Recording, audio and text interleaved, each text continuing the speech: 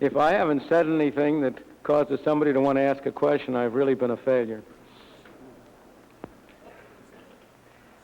Dr. Friedman, how do we persuade those who are recipients of these vast numbers of computerized checks from the federal government that their interests also are in danger? Well, let's ask ourselves first, who are the recipients? Because the recipients are you and me, and not merely people you may think of. The great fear of people who feared public democracy was that the have-nots would get together against the haves. In my opinion, that fear has been a false one. The problem is not that the bottom 51% get together against the top 49. The reason for that is that those people who tend to be not successful in the economic sphere are also not very good in the political sphere.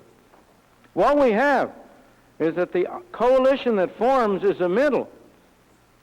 You eliminate the 10% at the top because their votes are less important than the money you can get from them by taxation. And you eliminate, if I say 10% at the top, then I eliminate 39% at the bottom. And it's that middle group of 51% that forms the effective political coalition. So almost every governmental measure undertaken in the name of helping the poor turns out to confer benefits on middle-income people. So let's for a moment be careful about who are the recipients. How do we persuade them? I don't think we have too much of a trouble persuading most of them. I think most of us believe we're not getting our money's worth.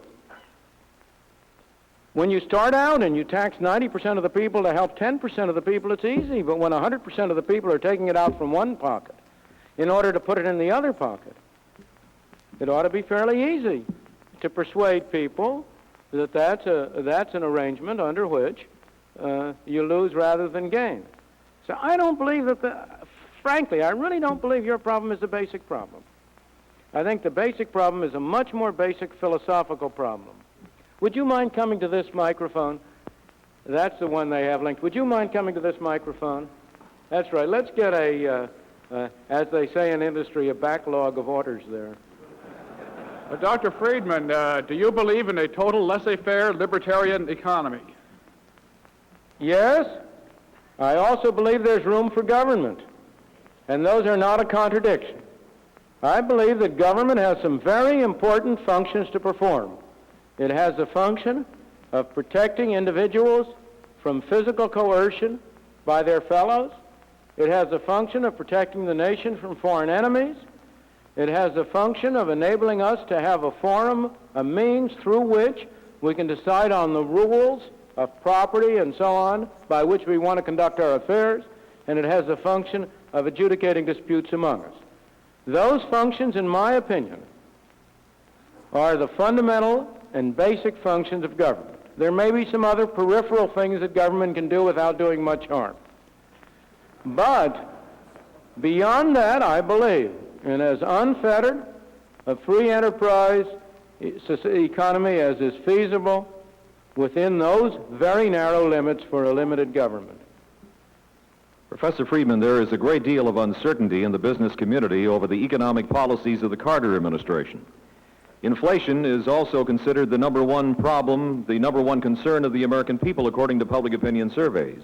It seems obvious by looking at the economic numbers that both inflation and interest rates are on the rise. What then do you see for the future economy and the extent of our current recovery? Do you see a possible recession in the year ahead? Well, we've been having recessions for some 200 years. I think it would be a very bold man who would say he doesn't see a future recession. Of course there's going to be a future recession. The only question is when. That's the $64 question. So far as the economic policy of the Carter administration is concerned, it's not entirely clear what the economic policy is. What is clear is what the social policy is, what the political policy is. The policy of the Carter administration is a policy of continuing and extending governmental controls. Of course, Government policy is to make it more efficient and cheaper. We all want to do things as cheaply as we can. But I am not judging from statements. As you and I know, statements are not good predictors of behavior. You have to look at behavior. The major initiative of the Carter period has been the energy program. The energy program, in my opinion, can be explained in one way and one way only. That it is a program which has as its bottom line governmental control of the production, consumption, and distribution and consumption of energy. From that point of view, I believe those who think that the energy program are in trouble because Congress has been wrangling over it are wrong. The major objective of the Carter energy program has been achieved.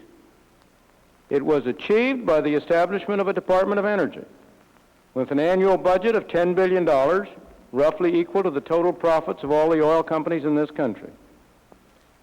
It was achieved by the establishment of a Department of Energy which has 19,000 employees. You now have established a very strong pressure group to promote further government intervention in the control of the energy industry. It is now set on the route which has been followed over a longer period, but after all, we learn how to go faster, which has been followed over a longer period by the railroad industry. It's on the route to complete nationalization and control. I take that to be the most obvious indication, the clearest indication of what is the fundamental policy of this administration. They are not different in this from earlier administrations. This is not a partisan statement. Unfortunately, I mentioned earlier that one of the major moves toward collectivism was made by President Nixon when he introduced price and wage control. Few people realize that our present energy problems date very largely to that measure. The only price that was fixed by the Nixon price and wage control, the only price that was not relieved from ceilings was the oil price.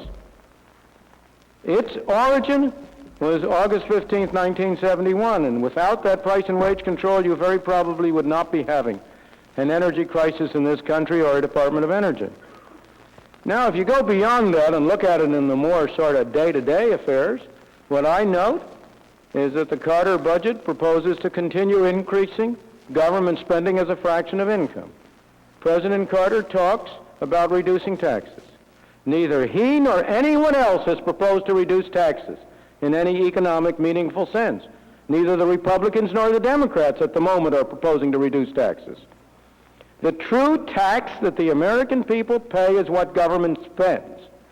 If the federal government spends $61 billion more than it takes in, who do you suppose pays the difference? I don't think that the Arab sheiks are willing to pay it. Who does pay it? You pay it. I pay it. We pay it as taxpayers. The only thing is, instead of calling that a tax, we pay it in the form of a hidden tax called inflation, or in an even more deeply hidden tax called government borrowing. But both of those are forms of taxation. So nobody has proposed to reduce taxes. What they have proposed is to shift the form of taxation, to rely somewhat less on such direct taxes as income taxes, and somewhat more on such indirect taxes as inflation and borrowing. The first thing you have to keep your eye on is do not look primarily at the deficit. Look at government spending. That's the measure of the size of government and of the true size of government taxes.